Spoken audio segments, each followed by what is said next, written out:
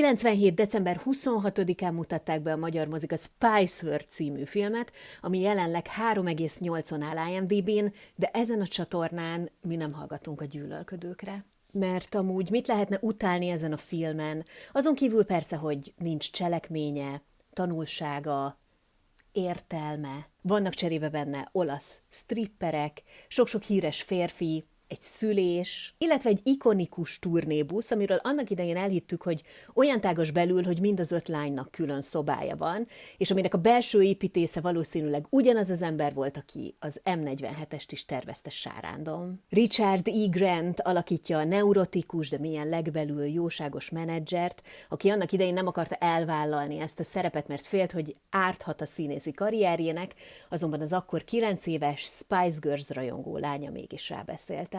Ellen Cumming pedig egy izgága dokumentumfilmest alakít, aki pár évvel ezelőtt azt nyilatkozta a The Guardiannek, hogy akármikor megkérdezik tőle, hogy mi a kedvenc filmje, mindig a Spice World-öt fogja mondani. Roger Moore, a titokzatos, selyemköntösös producer csak telefonon keresztül utasítgatja a lányok menedzserét, és a film során olyan bölcsességeket hallunk tőle, mint hogy az ütő nélküli dobos nem tud játszani. És ha a 90-es években voltál gyerek, akkor valószínűleg többször láttad a Spice Girls-t Elton Johnnal smárolni, mint a saját szüleidet egymással, de valahol ez így van rendjén. Bár a magyar szinkronban ez nem jön át, de a filmkészítők biztosra akartak menni, hogy a nézők felismerik Meat Loafot a Spice busz sofőrjeként.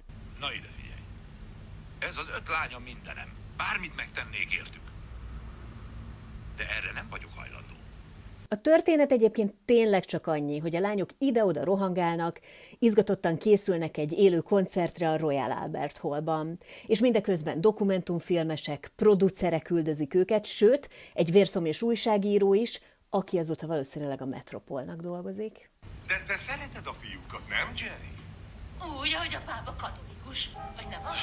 Jelenleg még az. Van olyan rész is benne, hogy egy éjszakai pisisiszünet alkalmával földön kívüliek szállnak le, hogy a csajoktól jegyet szerezzenek az élő koncertre. Egy ponton pedig Jerry a melleivel feltámaszt egy kisfiút a kómából. Érdekesség, hogy a Spice Girlsnek a második albummal és a filmmel egyszerre kellett elkészülniük, ezért a forgatás során egy mobil stúdióban vették fel a Spice World album több számát is. Vannak, akik szerint ez a varázslatosan furcsa kis film a világ egyik legrosszabbja. Másoknak viszont a Spice Girls egy hamisítatlan, nosztalgikus feel-good movie. Úgyhogy ki vele, ki melyik csoportba tartozik.